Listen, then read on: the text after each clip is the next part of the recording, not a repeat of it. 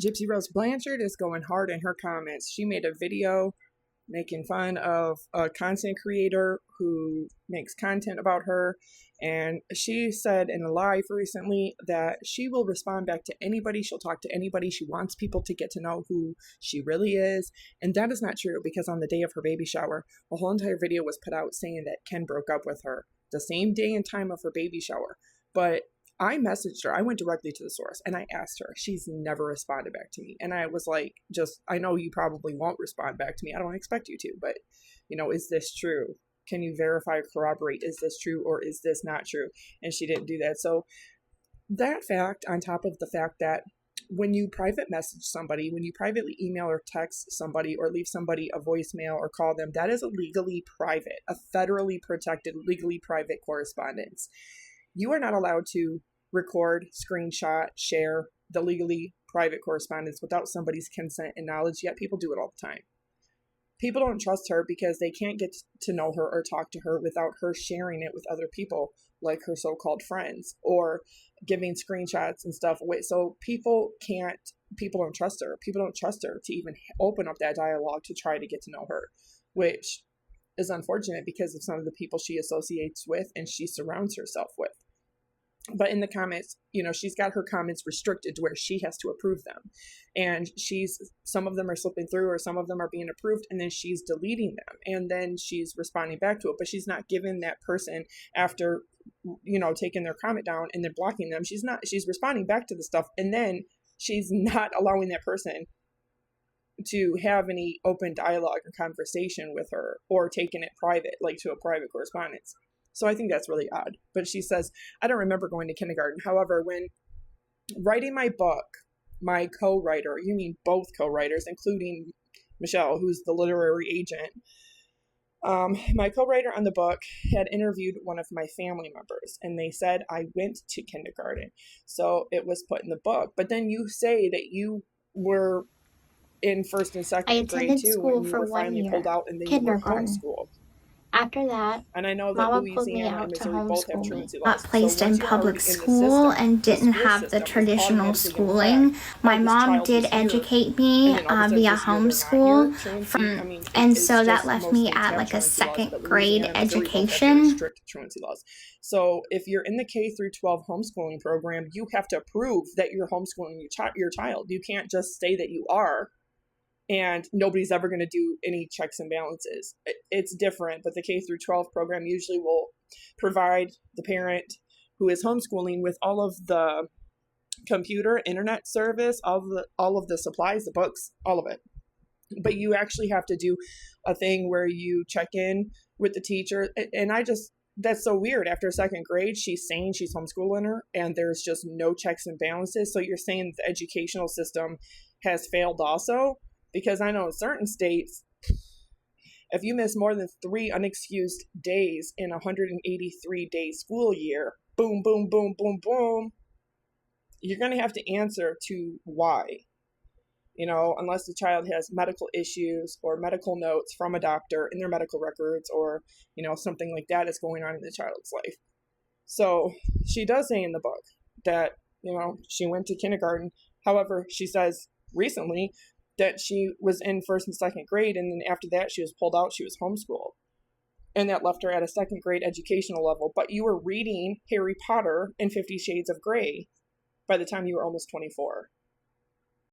You clearly were getting some kind of education to be able to read like that. Because if you look at the worst ABUSE case of a child ever in history, in documented history, was Jeannie the feral child. There was nothing wrong with her physically or mentally, but that kind of isolation and ABUSE and neglect by a parent, she never, for the rest of her life, was able to form language skills, reading, writing skills, nor did she have the ability to use the bathroom or feed herself.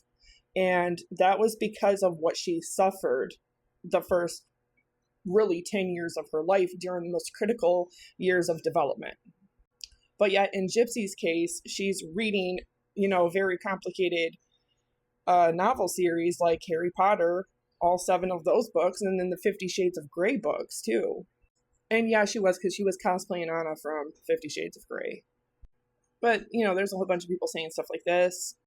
I'm not a fan of yours, but content creator she's talking about in her video and her content is grabbing at straws at anything is just funny, and anyone with a brain can see that. Yes, Gypsy, love and overdue and amazing. Bravo, bravo, bravo. Stand up for yourself, honey. So proud of you. I think it's the same for most people. No, people are tired. Tired. America looks like a joke worldwide. Everybody is literally making jokes about how come Casey Anthony's getting a platform. Why are the Menendez brothers and Gypsy Rose Blanchard and all these people, like, I've seen so many comments about it. Other people's thoughts and opinions on America looks like a joke, giving a whole bunch of people who've taken lives platforms. You know, and her friends say, yes, Gypsy, finally clapping back, as she should. I was hoping you'd call her out. I'm so sick at this point. Like, get a life. My jaw just dropped. Gypsy goes on to say, let her get a bigger following. I don't care. That won't change the fact that her lies will be exposed. And this is just like how all your lies have been exposed time and time again, Gypsy. My comeback is the show proving her lies. The same way your lies are already being exposed. Christy goes on to say, I'm sure her ASS gets tired of the SHIT that comes out of her mouth. If we had $1 for every lie she's told, would be insane. She doesn't have a clue to anything. She's a bull crap influencer. Gypsy is laugh, laugh, laugh, laugh, laugh, laugh. Funny. Do you think that you would have, if you had $1 for every lie, do you think you would have $3.8 million that Gypsy is supposedly net worth in the last 10 years, doing over 17, now 18, 19, 20, now over 20 mainstream TV shows, book deals, or interviews? Do you think it's that kind of money, like over $3.8 million that Gypsy has accumulated? Or are you just talking like, oh, 3 or 4? Then they're talking about, oh, she said in a recent video that Ken has supervised custody. No, that has actually come directly from a source, because I also received the same thing. And it's also been in comments. There are other content creators that have posted it on YouTube and on TikTok saying that, like, we can't say for sure if this is valid or not, but this is what this person is saying. I got the same thing. I just chose not to make a video about it. But it says, don't forget that Raina has custody but doesn't live in Louisiana. So if she has custody of the baby, how is she would have to be living in Louisiana. I'm sure that CPS in Louisiana or her parole officer wouldn't just be like, here, I'm going to give custody of somebody that lives in Texas or lives in Utah or lives in California or lives in New York, and that person take that baby out of state when it's a resident of that state. That just doesn't make sense.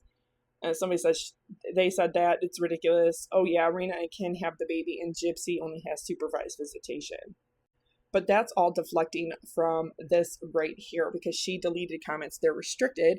They are restricted. She has to approve them. But then she's clapping back or responding back to what some of these comments are, deleting the comment, blocking the person, responding back to it. So they don't have the ability to actually see her response or to respond to her response. But she says her response was deflecting and gaslighting.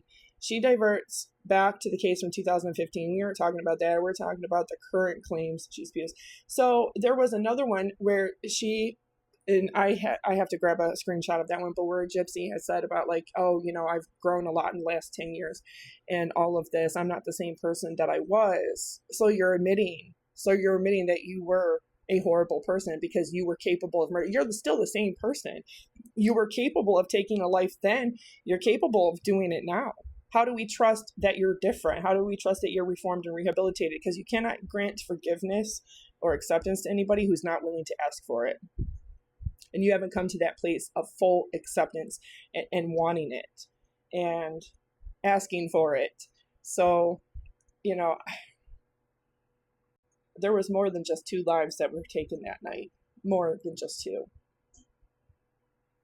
And it inadvertently had a long-term, very traumatic effect on many other people, including Gypsy's own family, including Nick and his own family. So, yeah, I mean, yeah, Gypsy has every right to have her own account and to say what she thinks and stuff like that, but she's never answered back. If she knows that she can't manipulate you into thinking or believing what she wants you to think or believe, she's just going to not even try to talk to you at all, because she's had every chance to try to verify whether or not some of these content creators' claims are true or not, these other ones, and she refused to do that. So no